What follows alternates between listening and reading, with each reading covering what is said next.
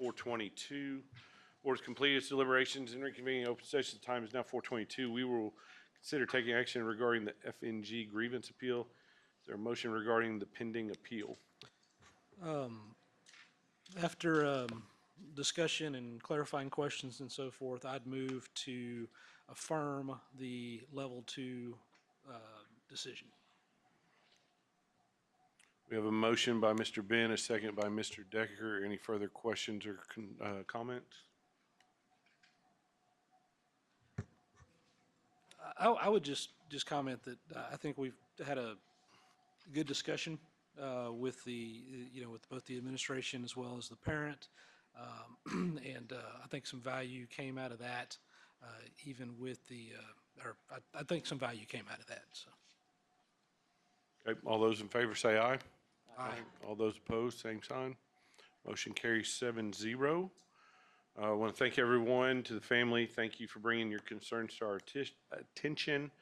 And this hearing is concluded. That will bring us to item E, adjournment.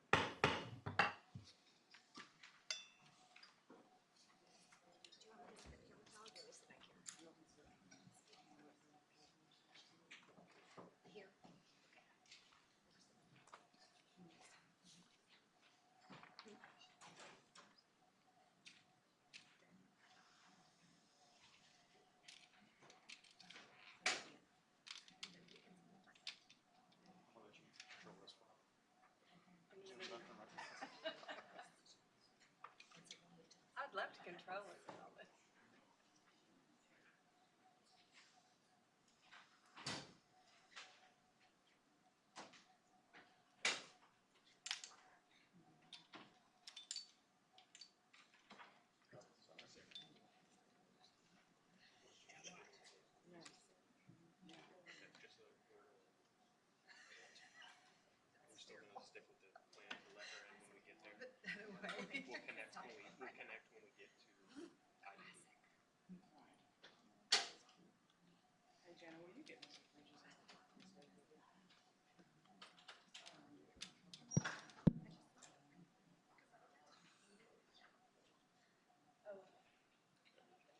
There's not a way to start the call. What do you mean? Is there a way to start the call to check the video without letting that person in? We get pretty close with the camera.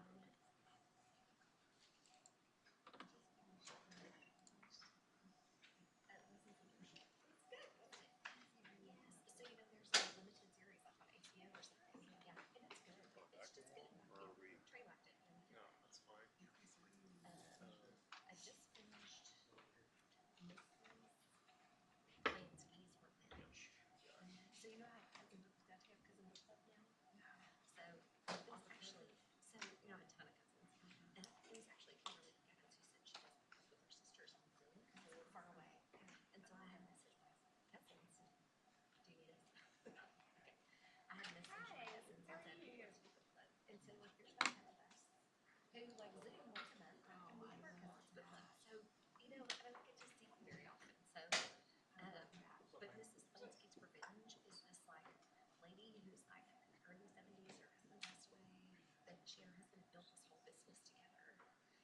She has a lot of money, but like she's worked hard for it, and like she's generous and all these things, but scammers steal all her money and like clean her out, and she doesn't know what to do.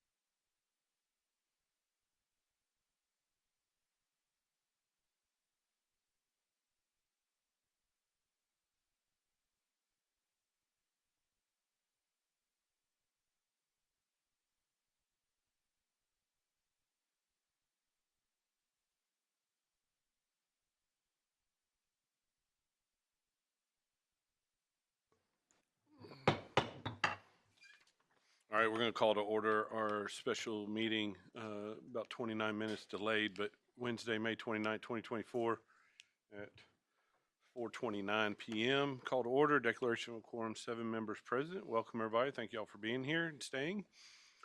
Item C, discussion and possible action on board policies and board operating procedures regarding citizen comments. As you guys are aware, at our past board meeting, we had some hearing of citizens, which we have not encountered. And it was one of those situations that as a board and then as myself, board president, I am held to a standard based on the TASB policies and procedures that are in place. And unbeknownst to me of the speakers coming to the meeting, we were kind of in a situation which we had to address some scenarios and speakers to make sure that we do our due diligence to make sure folks are following policies and procedures that are in place in regards to situations as it pertains to personnel within the district. And we had to, in a sense, halt some speakers from some of the comments that they made due to the fact that the policies and procedures that were in place were not followed by those folks. And so the plan and why we're meeting here today on this item is to kind of review that and figure out how to go forward, because everybody that works in CSISD has the right to have any processes and procedures and any concerns or any matters that concern them to be addressed properly per the CSISD policies and procedures that are in place. More specific, our grievance process. So that is the reason for this first item here. You'll see 2 suggestions that we have visited with TASB and other folks that have these recommendations in how we can move forward to make sure that we are doing our due diligence as a board to make sure that we can hear our hearing of citizens and properly get that feedback, but at the same time make sure that the procedures in place that are there as it pertains to personnel within the district are also followed as well. So read over those, the complaint and concerns, and then obviously the procedures. First one, presiding officer or designee shall determine whether an individual addressing the board has attempted to solve a matter administratively through resolution channels established by policy. Not the individual shall be referred to the appropriate policy to seek resolution. Employee complaints, DGBA, student or parent complaints, FNG, public complaints, and GF. So the next one, as far as procedures, we discussed this, Dr. Harkrider and I, and we have investigated that since last Tuesday on kind of what else other boards do, whether that be school boards, whether that be city council boards, whatever that looks like. We are not here to say you can't come speak as a citizen or community member of CSISD. That's not what we're here to do. We want you to come speak if that's what you want to do and you feel like you need to. However, the district should be allowed to make sure that whatever that topic is, that they have an opportunity to have a conversation about it to make sure both parties, the district and community, are both privy to the concern or the matter at hand. And so that's why we're looking to possibly implement this. Individuals who wish to participate during the portion of the meeting designated for public comment shall sign up with the presiding officer or designee by 10 a.m. the day before the meeting and shall indicate the agenda item or topic on which they wish to address the board. So that's out to you guys. I'm going to open it up for discussion or comments, and we can kind of move through this. Let me give you all a little bit more background real quick. I visited with our attorney about this a couple of different times.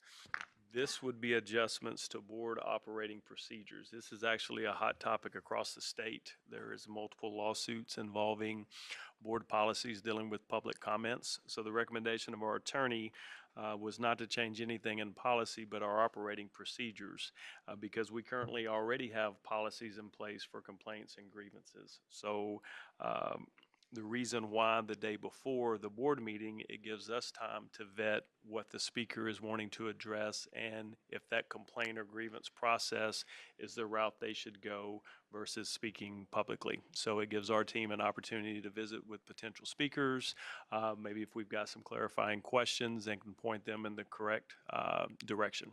And so just wanted to let you know what her advice was for us moving forward if we wanted to take any action. And I appreciate that because I know we've had discussions to your point about the theme of we got to modernize, we got to do the most appropriate things. I like that it's in line with municipal governments. And I know me and you, Mr. Horak, have talked about a lot of times people bring very valid concerns or issues that we're not aware of. And we as a board have to sit here very mute and stone-faced. I think this is great because it benefits the administration allowing us to address the issue. And actually, if the parent or citizen wants something addressed, lets them get feedback almost instantaneously. And I think to the salient issue, my understanding when we interrupted was that that parent was interdicting their right to actually address the way they wanted to by not doing it the appropriate form. They were I can't think of the right legal term, but they were electing themselves out of the proper procedure to achieve the ends that they were talking about. So I think it's good. I think it's modern. It's the common thing to do for a professional organization, and also it's more effective to achieve the ends, which is we want to hear things as a board, and the citizen wants action to be taken. I think this is more appropriate. I would just amend that first line. I would recommend just the presiding officer shall determine, and then I think I'm fine with all the other language. But I think the board has to take ownership, so the presiding officer determines if this is handled administratively or not. I personally like this. I want to clarify, though, we're not limiting them to speaking only on items on the agenda, because I do think it's important for people to be able to bring us, like the band director, those people coming and bringing things to the board. So I like how this is worded. That I like the change. Well, and that was going to Good. be Oh, my question is, it says the presiding officer, but what are going to be the determining factors on whether we then allow that person to speak or not speak? You see what I I mean? think that's the question on the presiding officer or designee, because if you move to the 10 o'clock before the board meeting, I would be the designee making the decision, because let's say Jeff's out of pocket and I can't talk to Jeff on if, I mean, it's pretty simple. I got a topic, I'm mad at a teacher at X school, okay, then you need to go to the complaint grievance process. It's pretty simple, the process you need to go through versus coming to speak to the board. If it's a gray area, consultation with our attorney. But most of them are going to be pretty standard of what we're going to do. So We can make it work regardless. I've got several questions. So first of all, whether it's the presiding officer or the designee, will determine whether an individual addressing the board has attempted to solve a matter administratively through resolution channels established by policy. What happens if they have attempted to solve a matter administratively through policies? Are they not allowed to speak? Are they allowed to speak? They could be allowed to speak. You would have already heard it in a level 3. But, I mean, anybody can come speak pretty much on any topic that they would like to, as long as they're not derogatory. And if they followed our current local policies, they could lose a level 3 and then still come talk about it, if they feel like it's unfair. Because we Could they can't limit, name- that was the biggest deal on the attorney. You cannot limit the scope of what they want to talk about. However, the mentioning of names being derogatory, absolutely. And that's why the recommendation was to go towards current policies you have in place versus if you try to set a new policy, chances are, in her opinion, you would be challenged legally on it. And she's just said it's a slippery slope. Go to the policies you already have. So if I have a level 1 and I lose that grievance and I decide that then I'm out of luck as far as coming to talk to the board. If you're in the level 1, you've got to go through level 2 and level know, 3. so You've got to go through the entire I have to go process. through that entire process before I can come talk to the board of trustees. Correct. That's why the policy is in place. In To regard see to the that Board of- topic. Correct. Okay. But And if it's on the agenda, it's different, correct?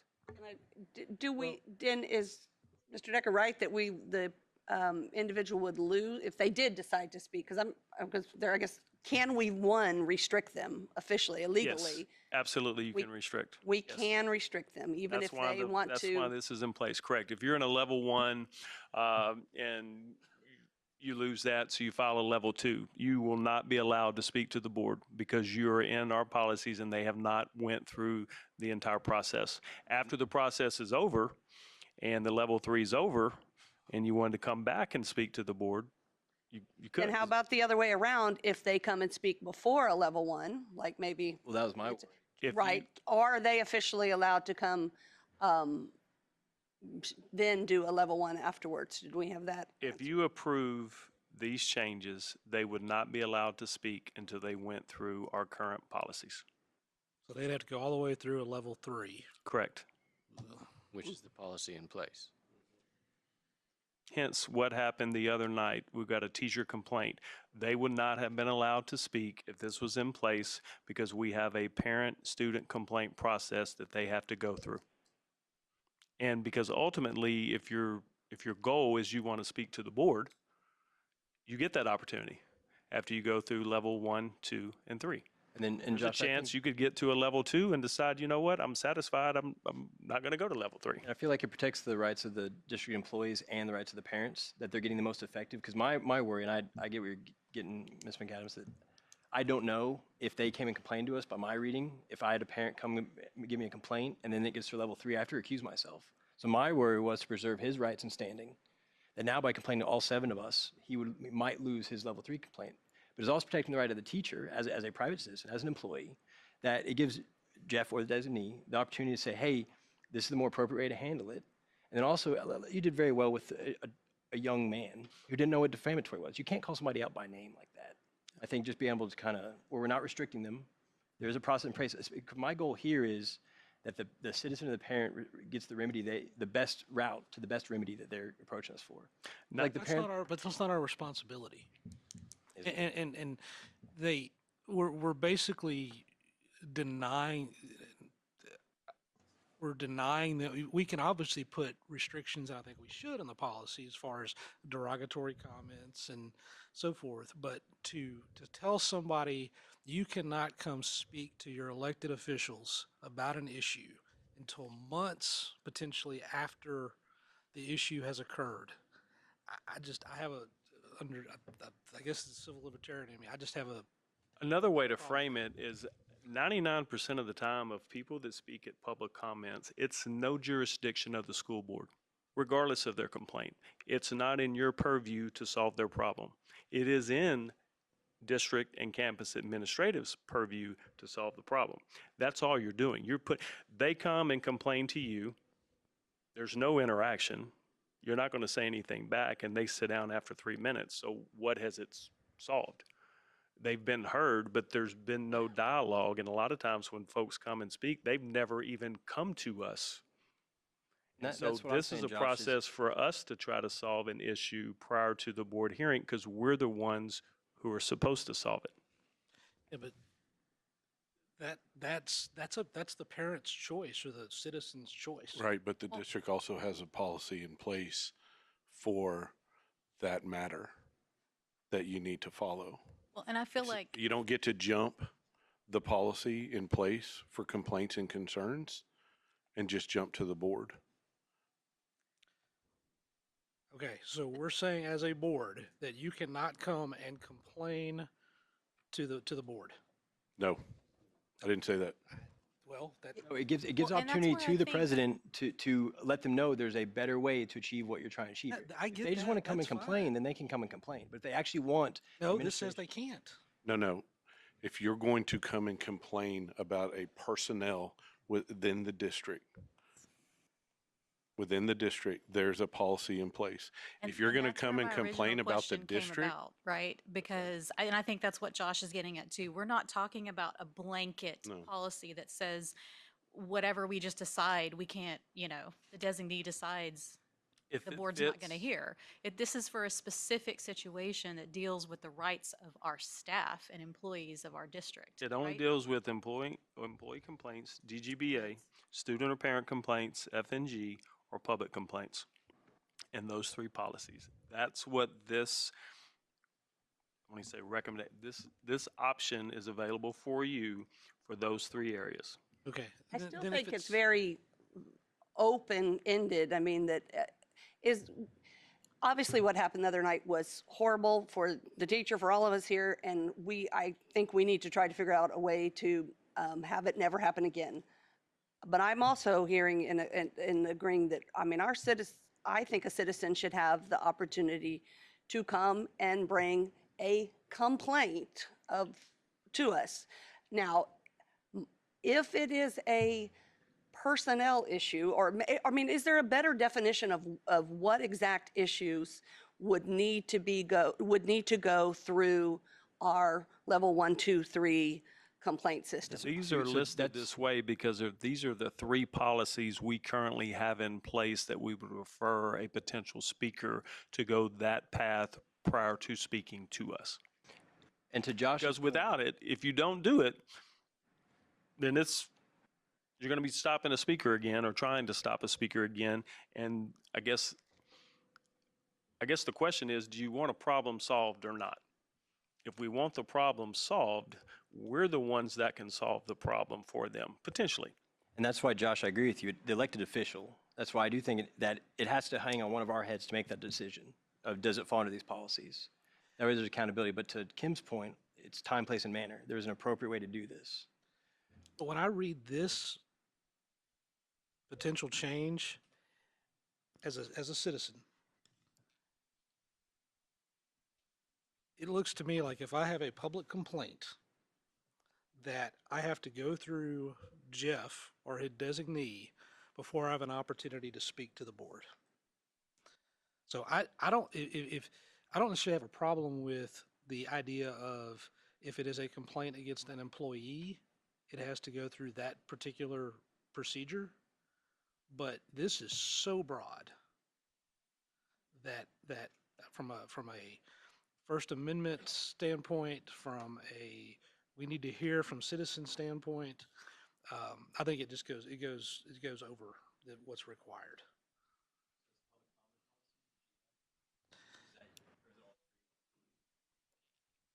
Is it all three or just policy GF? I mean,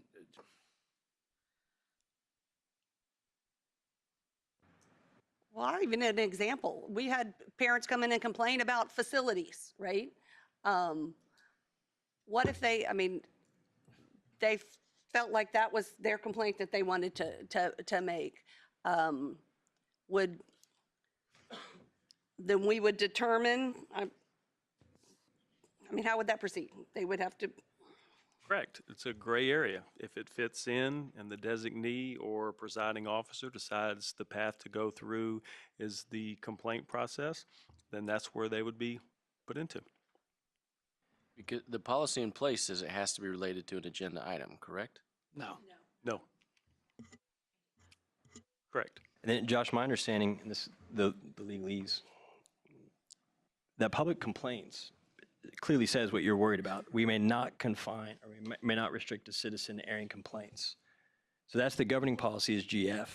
But then if Jeff determines somebody brings a complaint, says this is about an employee, then this allows the president or the designee or the officer say, hey, under policy DGBA, this is not the appropriate forum. Now, then if they want to come and just grandstand, but then they're not availing themselves of the resolution for the employee complaints. But my reading of FNG and GF is supporting what you're saying. So I don't think I mean, maybe it's just overly summarized, but then because of GF, we're saying that we're separating the two between employee complaints, which have a procedure that Tim's talked about.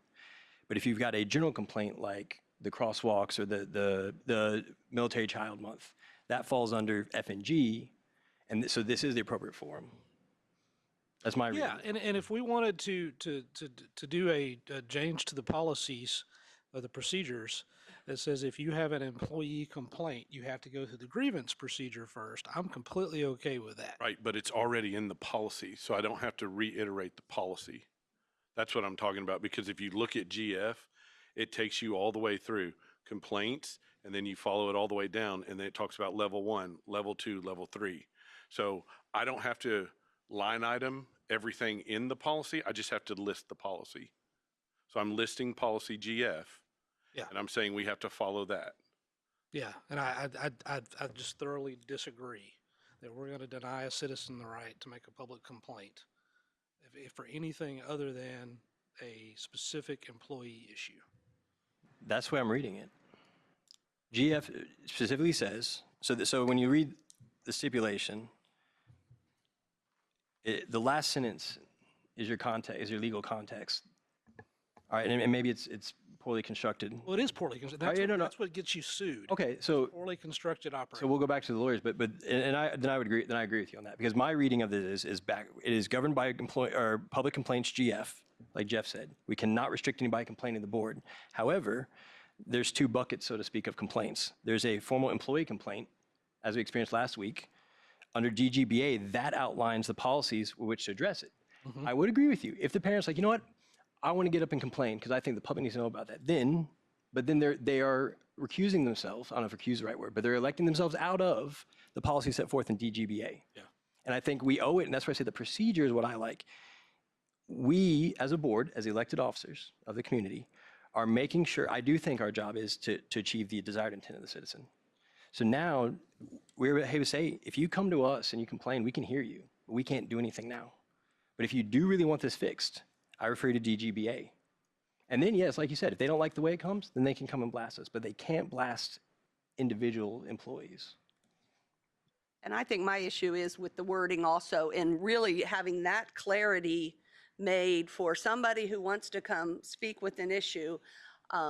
Yes, they're going to get a review from us and I guess some feedback, but I would like them not to have to dig through policies to figure out exactly, what they should be able to talk to us about versus, what they need to. Okay, several of you asked for a change. I visited with the attorney. This was the recommendation for the change. So there's not another recommendation. Changing our current policies advised against, because we currently have policies in place. So this was the compromise to try to get something of substance for you guys to adjust the earlier time frame to sign up, to give our team time to figure out exactly all the information we needed in order for Jeff, or however you want the potential operating procedures adjusted. Dr. this is Harkrider, I have the utmost confidence in the administration, but that's another issue or of concern that I have is now somebody's going to have to go through the administration in order to come and speak to the board. Just like appealing your property taxes. There's a process. Time, place, and manner is the three-part test. And if you want to complain about an employee in DGBA, there's a proper time, place, and manner. I am completely on board with, if you have a complaint about an employee, you have to go through the grievance procedure. But the rest of it, this idea that I've got to go through, if Mr. Horak decides that Mr. Harkrider is his designee, and I've got to go through him before I can get up on that podium and speak to the public and speak to the Board of Trustees,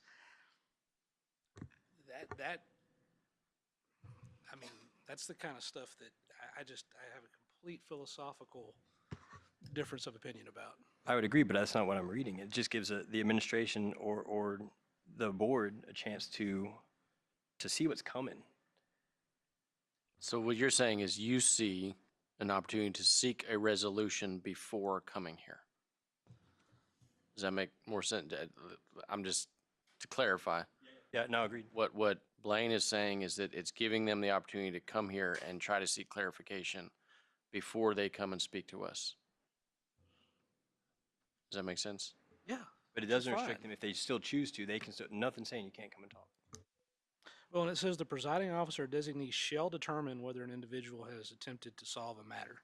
Administrative. Based on the policy already Yeah. at play. So again, if you determine that they It's- have It not, sounds like you don't agree with the policies we currently have. no, I don't agree with denying a citizen the right to come speak to us, or even hampering that. Right, but if there's a policy in place, there has to be some kind of order, check, and balance. And with a policy in place, if you come with a formal complaint, but you haven't followed the policies or checks and balances that are in place, then that doesn't allow you just to come up and speak freely without. Jeff, ooh, sorry. Oh, you're fine. I'm just, the idea that a governmental entity is saying that that does not allow you to have the right to come speak freely. If you don't follow the policies and procedures in place. Yeah, that's what public comment is for people to come and share their thoughts, their concerns, their complaints. So why do we, the board. so we should just get rid of our grievance process? No. Why? If we're going to allow people to come up and talk, and that, I'm just hypothetical. Yeah. If we're going to allow what happened on Tuesday I to didn't happen. say we should allow what happened on Tuesday. Okay, so I've said several times now that if it involves a employee complaint, Mhm. they should be required to go through the grievance procedure. But Right, if they but have a that's what- complaint about the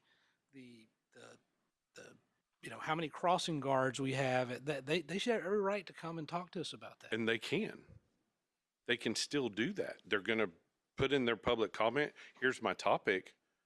We'll look at it and go, sounds good. And what if you say it doesn't sound good? Well, and that will be the question where I go to administration, because I'm not Boom. management, I'm not oversight, Yeah. and go, have y'all addressed this? Is this the first time you've heard of it? Hey, here's the concern. And then that's administration's job, as how I understand it, to reach out to the individual, have a conversation. Mhm.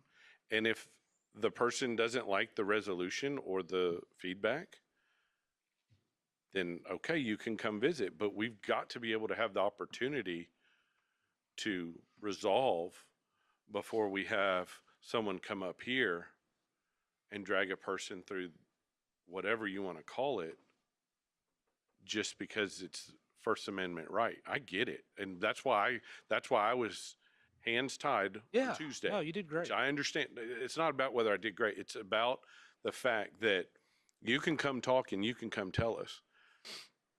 But us not knowing what the process, or knowing that that process was not followed, the grievance process, does not allow you to have a conversation with a principal and then have a conversation with an administrator at central office, and then maybe you didn't get an answer you liked, or you don't agree with what the resolution was, if there was one presented.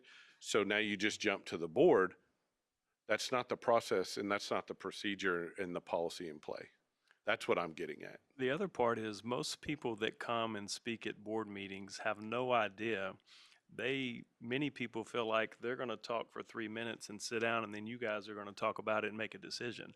That's not, they don't even know the processes. So what it does do is give us an opportunity to explain what those processes are and the proper venue. And in the end, they go through, if it qualifies to go through the grievance process, great. They want to come talk after. I mean, they're going to get their chance with the board, which is what they want. Ultimately, we want to help people and we want to solve problems. And I personally feel helpless half the time when people come speak because we can't speak back. So that's why I would like y'all to have the opportunity to try to address some of the issues before they just come to the board and see if we can help them. Whereas, like you said, we just sit here and stare at them. They go sit down and we can't discuss it. But it's not an either or situation. That part is true, which is why all our emails are public. So it's not as though we're not going to hear from anyone anymore. Let's use a more innocuous kind of scenario. The brought to our attention the military child, and it was already kind of mid into that month. So we can't really take any action. So that parent would bring it up. Jeff would say, hey, this isn't on the item, and this is not an employee complaint. Okay. But, Dr. Harker says, hey, we're open to it. This is not the right time because, and they're like, okay, so they have two choices. I like that. No, I'm not going to comment then because I trust they've had a chance to engage the administration. Or you know what? I think we need the last 3 days of this month to be recognized. That nothing's preventing them from coming up and talking. I mean, I think what triggered this obviously was what happened last Tuesday, and the fact that that we don't want our staff to be treated in a way that's not fair, right? We want them to have a chance to have their fair hearing as well, right? That's a very specific situation. And so what I'm hearing Josh say, which I also agree with, is we don't want to create a situation where it sounds like any complaint is having to go through administration, because we're a board and we're elected officials and we should be able to hear complaints. So I know that we're saying our policy says this and this and this, but I do think that the words that are down on this piece of paper could lead people to think, well, they're saying that any complaint that I want to complain about has to go through this other process. And I mean, I'm with Josh in saying I just think we need to be really, really clear, because I think what caused some of us to ask questions after that meeting was this very specific situation. And I don't want this to become something that then says, hey, we're going to restrict a lot of other things as well. So my thing is, and we can take what happened Tuesday, we can take anything, any comment that has happened up here during our hearing of citizens. What is the ultimate goal of anybody that comes up here what is their ultimate goal when they get behind this microphone? Is it for the board to hear their concern? I don't think that's our concern. Is They have a right to speak to us. I agree, but is their ultimate goal, I don't know. I'm coming to the board meeting because I want my concerns, my items, my situation, my matters to be heard by the board? Okay, Maybe they want the media to hear it. Maybe they want Okay. people in the audience. I don't okay. know. But in this body here of what we are as the school board, that's how I have to take it. You're coming to speak to the board, because that's what hearing of citizens, you're coming to speak to the board. I have to take it, you're wanting us as the 7 or whoever's here at that night or at that meeting to hear what your concern is. So I have to take that as what it is. That being said, when we look at it, whether it's a complaint, whether it's a compliment, whatever it looks like, that's how I'm going to take it. However, if it is a complaint, then there is a policy in place that you need to go through, because if your ultimate goal is for the board to hear it, we have a policy in place for the board to hear it. You just have to go through it. It's not whether or not you get to or want to. You get to go through it. We're not restricting you from going through the grievance process. There's not one person in here that's going to restrict that. But that's the ultimate goal, is to get to the board so that we hear it. I think maybe I'm not explaining myself well, because when it comes to grievances against employees, I completely am in agreement with this addition or change to the operating procedures. It's the more broad student and parent complaints, public complaints, so forth, that it worries me. So is it the wording? So it's not the procedure. So should we table it for another? That's what I wondered too, because I think Like you Dr. explained it. Harkrider said, this is from an attorney. Well, This is the legal- I know a You're lot of wanting to attorneys and have- some are idiots. So You're wanting to have employee complaints only. well, what I would like to do is table it and give us more time to review the DGBA, FNG, and GF, and possibly to work the wording a little bit Second. Of the policy? of this potential change in the policy. This is a procedure, but yes. Because FNG, the first thing it says in this policy, the terms complaint and grievance shall have the same meaning. Maybe we need to look at that too then, because I have a.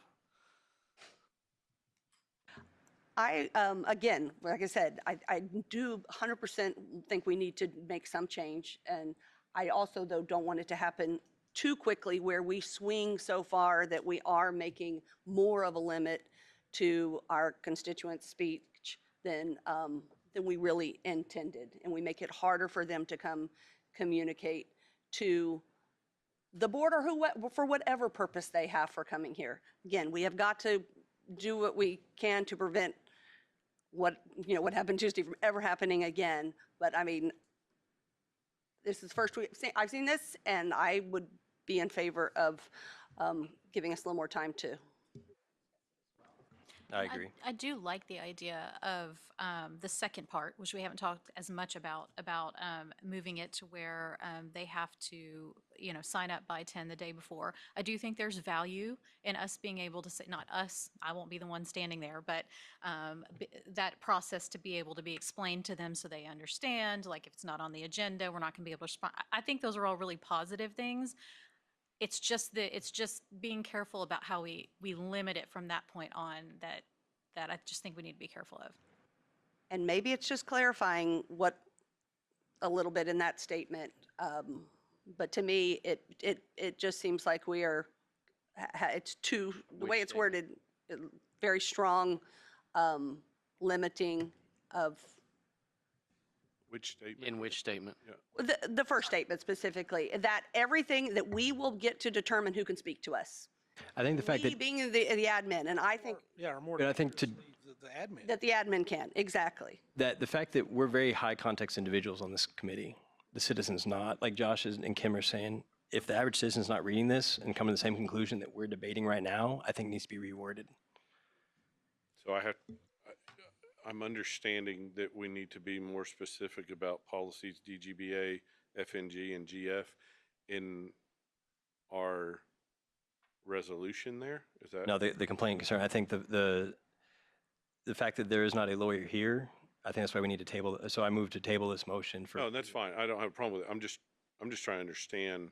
For me, my motion would be, so I'm making a formal motion, that we table just the complaint concerns bullet 1 for further consideration, and I'd like legal to give us options.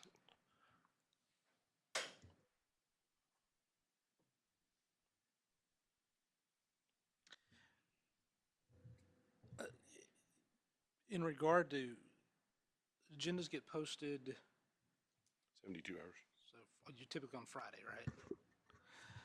And so they, or Tuesday meeting. yeah, so so agendas get posted on Friday. So a citizen would have to, by 10 a.m. on Monday,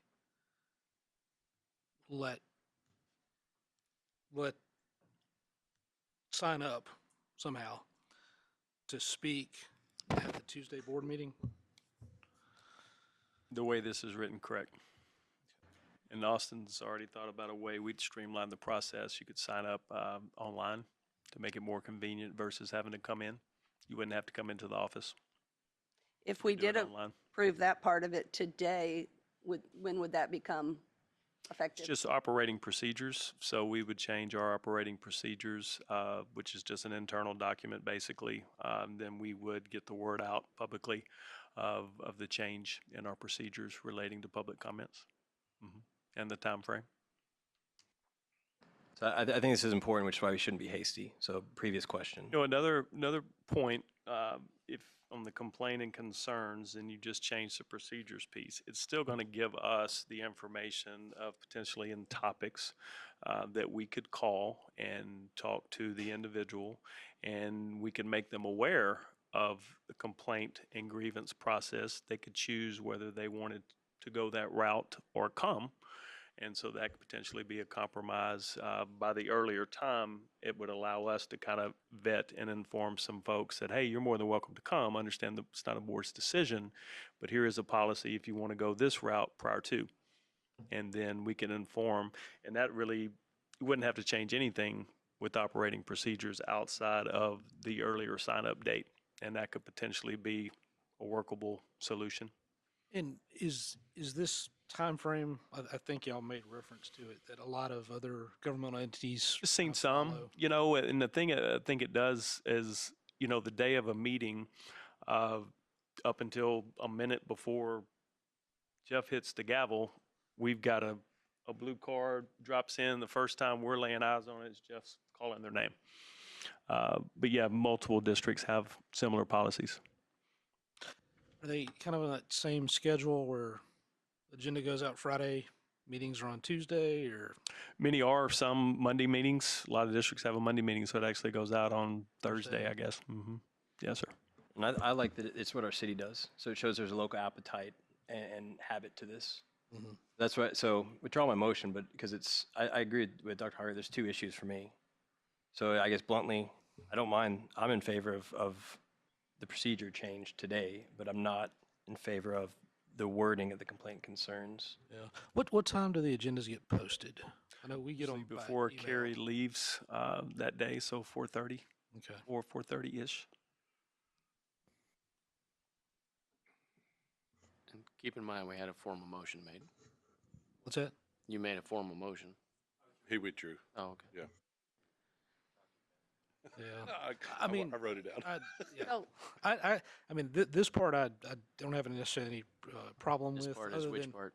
the procedures part. Yeah, I was gonna say, I Um, agree with Kim. Other than the, maybe noon instead of, just to give somebody a little bit more time. But I don't know from the district's perspective and, the procedure part of it, if that's, makes a difference one way or the other. But are you just thinking somebody may not be really, if this comes out late on Friday, they may not be looking at it till Monday morning, and then give them a little time. No different than we do. I mean, have all weekend, and we need to give the district time. I feel like if they're wanting to speak, they're looking for it. Yeah. Sure. And the city has, to my knowledge, city hasn't had any complaints about their process. That's why I think it's better analog to keep it local. It works for College Station, works for Bryan, so I think it'd work for us.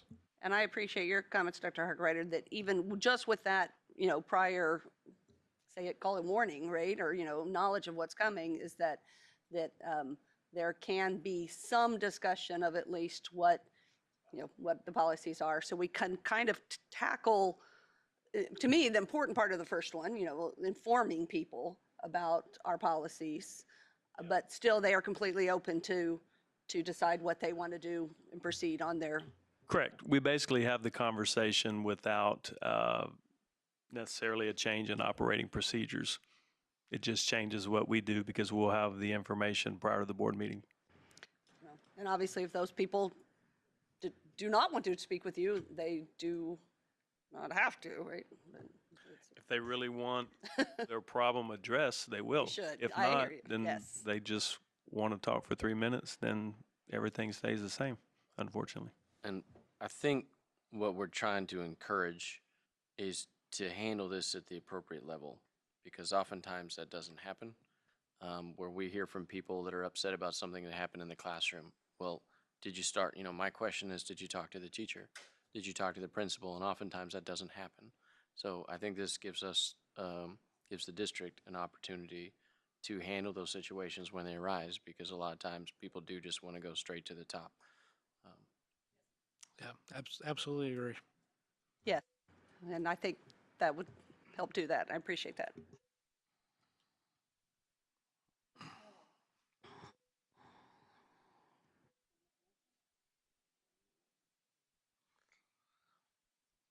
So with the caveat of, I really think we do need to discuss further and potentially take action in regard to employee complaints.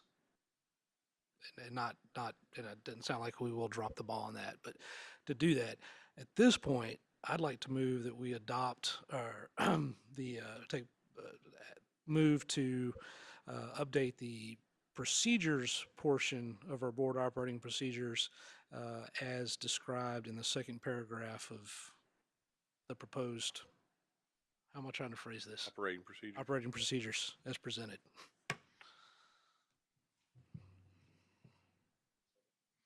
A motion by Mr. Ben, second by Dr. Payne. Any further comments, questions? All those in favor say aye. Aye. All those opposed, same sign. Motion carries as presented. That's going to bring us to item D, executive session. We will be tabling Item D1, due to time constraints, and we will move to D2. The board will meet in executive session to deliberate the appointment, employment, evaluation, reassignment, duties, discipline, or dismissal of a public officer or employee. Executive session deliberations will be held pursuant to the personnel matters closed meeting, exception to the Texas Open Meetings Act as set forth section 551.074 of the Texas Government Code. And then we will come back into open session. Thank y'all for being here. This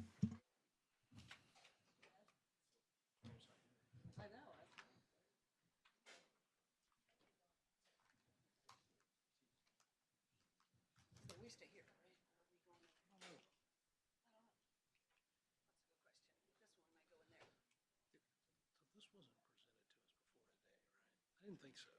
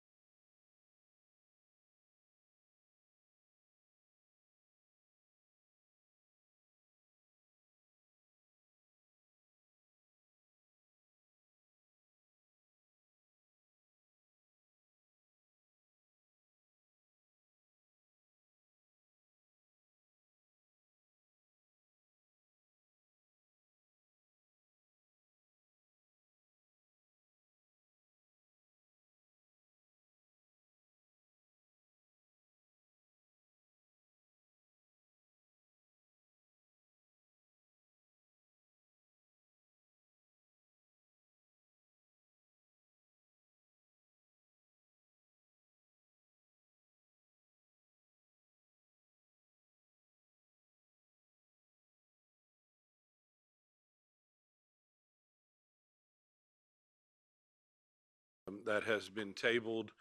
Brings us back to item F, adjournment. Thank you all for being here.